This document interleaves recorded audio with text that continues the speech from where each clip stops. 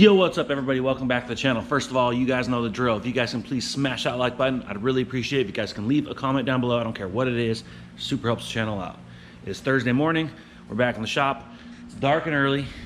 Anyways, in the shop today, we have a 2015 Honda Accord. I just pulled this in, hence why it's all wet. Nothing crazy with this, but as you can see, the car is kept in really good shape. Inside looks literally brand new. Very low miles for a 2015.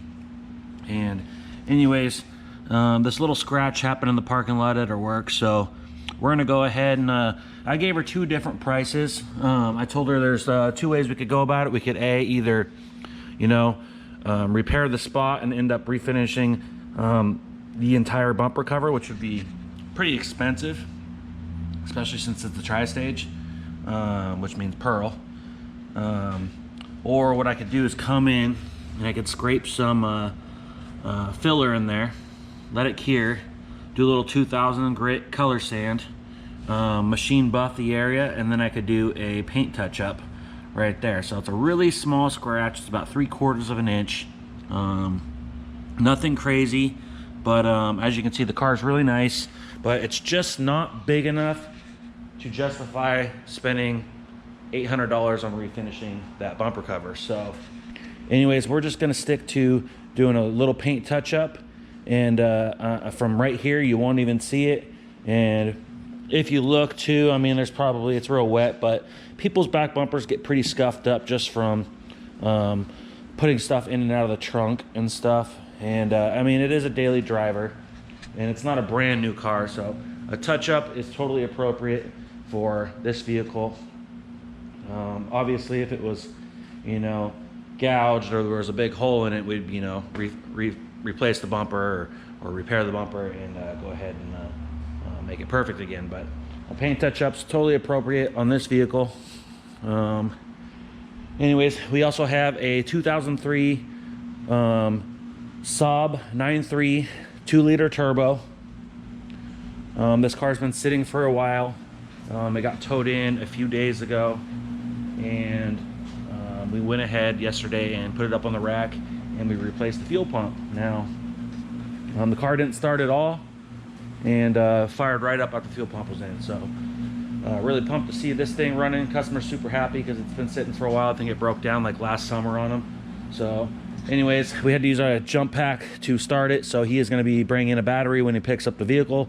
So we are going to be doing some more work to this in the future. We're going to be replacing the valve cover gasket and maybe some detailing and maybe a few other things, but for now we replaced the fuel pump, got it running again. So we're going to go ahead and get it out of the shop later today, and when he comes pick it up, we'll throw a battery in there and we'll send him on his way. So he'll be very happy to have his car back. We did have to drop the exhaust system and then drop the fuel tank straps and drop the tank down. Went ahead and pulled the pump out, made sure the direction of the new fuel pump was correct, and tightened the locking ring, reinstalled everything carefully. Lots of quick disconnects and plastic fittings and clips, so you gotta be careful. Anyways, everything went in flawless and cranked right up and fired right up, and did a couple revs. Obviously I haven't test driven it, doesn't have a battery, but that's up to him. So anyways, when he gets here, we'll throw that battery in. Also, I am a little bit behind this week, but I do have this tailgate to paint today. As you can see from the last time you guys saw it, the body work is complete and it is in a sandable high build primer surfacer. So you can see here I got a few different sanding blocks. We have about 8-inch Wonder block. This is they don't call it a Wonder block for nothing. So I do have a 220 grit sandpaper on here, which is good if you're doing a metallic. Now if I wasn't doing a metallic and it was a solid color and I was worried about some body work, I could cut this out in 180, no problem. I could still cut it out in 180, but I'd have to really make sure I put it into a finer grit because the metallics will fall into place. So anyways, we're just gonna play it safe. 220 grit loaded up on the blocks. I have a couple sets of blocks. I keep some sets of blocks loaded up with 80 grit for sanding filler and body work, and I keep the other set of blocks for prepping for like 220. It's a lot finer sandpaper. That way I don't have to keep pulling the sandpaper off and wasting it, because it is really expensive, about $50 a roll. So if you look here, I got about 4 different grits here. So you go 50, 100, 150, 200, 50, 100, 150, 200. So I have $400 worth of sandpaper right there. Same thing with the sanding blocks. These sanding blocks are pretty expensive. You can see I got a backup roll here. I also have some roll lock discs. I keep some scrap pieces here and there for sometimes you just need a little piece of sandpaper for something. I got a couple DAs. This is a finishing DA. Here's a DA dual action sander. You can also switch to single action. I got a couple other sanding blocks here, but you can see I do have blocks loaded up with 80. I have a hard longboard from Mac Tools there.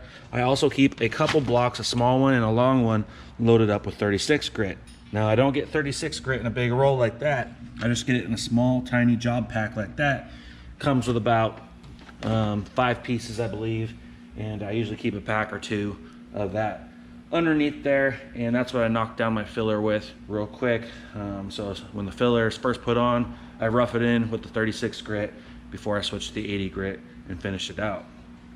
And then I'll usually take 180 grit on a DA, sand out the area, a few swipes over the filler if I have to, and then I can proceed with the high build primer. So you can see there, I got a couple sets of sanding blocks and a couple other random blocks. I guess while I'm here, I'll show you guys a couple other things too. Now I am going to be doing a video on some of the top things in a body shop that you need and are a must-have for you guys at home. I also keep a box of Scotch Brite. Now you can see here I got some used ones that are in still good shape, so I keep those up there. So if I just need a quick used one, but if I really need a fresh new one, I pull one out of here. I keep these scissors here. I cut it in half because each piece you can get about 2 pads out of. Now I also have what we call a cheese grater.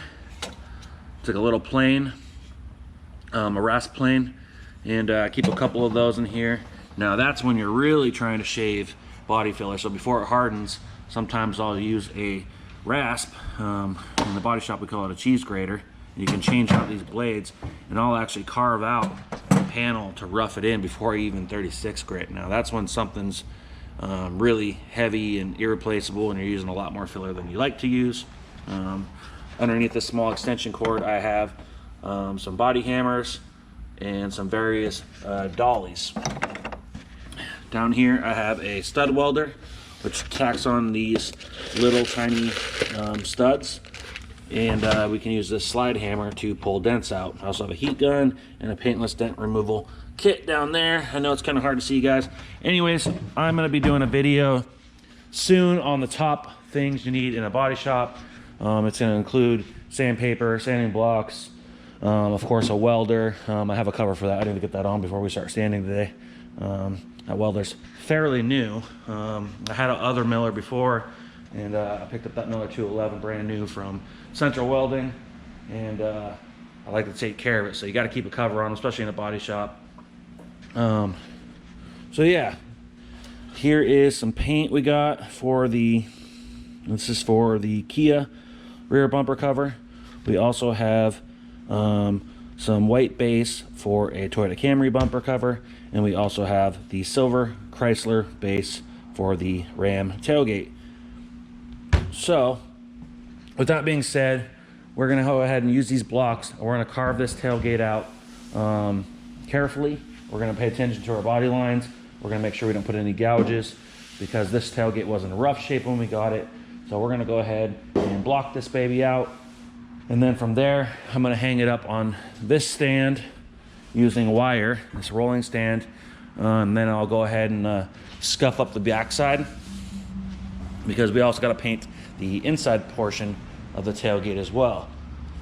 So I don't like flipping them over on their faces, because then you can actually, with the pressure of prepping the backside, put 2 dents across the panel from the stand itself.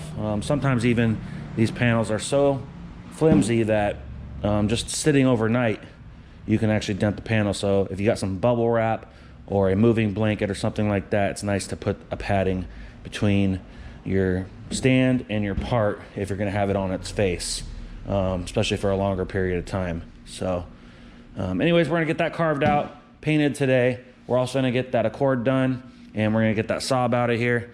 And then still picking away at the 2016 Focus. Yes, this has been in here for a little longer than I wanted it to be, but it never really hit the schedule. It was just kind of like an in-between everything. So for a full front-end collision job, it's gone really fast. And we are almost done with it. You can see I got some taping off some of the rubber, but I did do a severe and detailed wet sand or color sand. So you can see that it's a little dull looking.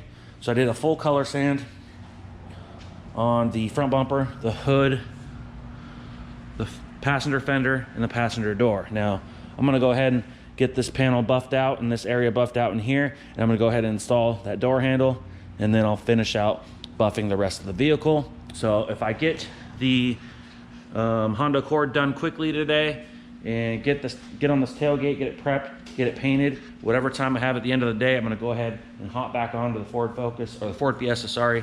And I'd like to have it buttoned up by the end of the day tomorrow. I also got to throw a serpentine belt on it, of course, still, and throw some headlight bulbs in it.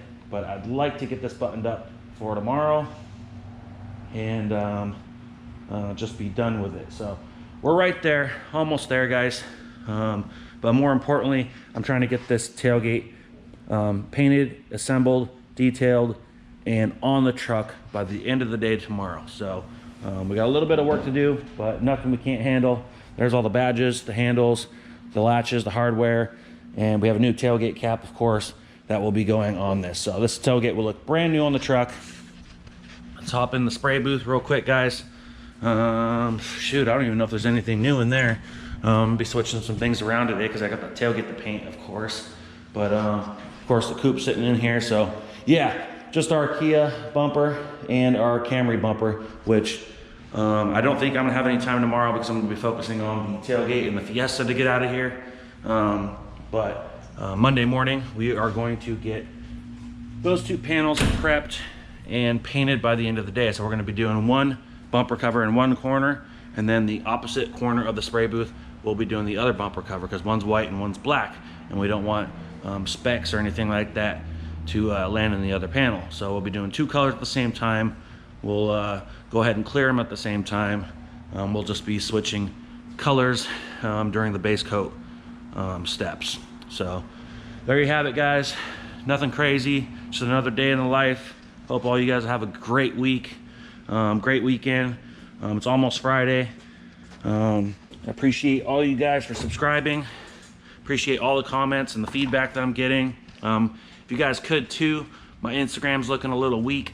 If you guys could hop on over to Instagram, search Nitro Autolab, and give us a follow. I'd really appreciate that. I'm trying to get the Instagram popping a little more to help feed the YouTube as well. It kind of goes back and forth.